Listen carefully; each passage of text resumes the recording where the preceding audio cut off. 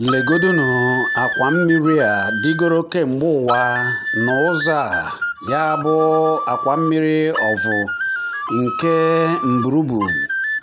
Ụzọ a ka esi ene ya dị mkpa nke ukwuu, maka na ụzọ a si n'Ara wee gaa Mburubu.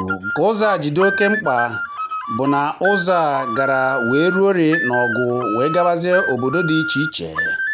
Mana n'ezie sofu ụzọ a ndị Mburubu were nakwa akwa mmiri a na-amazi jijiji ugbu a.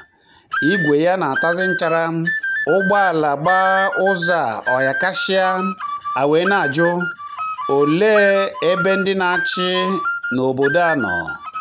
Obodo a o nwekwara ndị ọchịchị ime obodo Nkanu East, maka na ụzọ a dị na Nkanu East n'ime obodo Enugu n'ala Igbo. Gịnị mere na ụzọ a dị oke mkpa otu a, na ọ dịghị mma ma ọlị?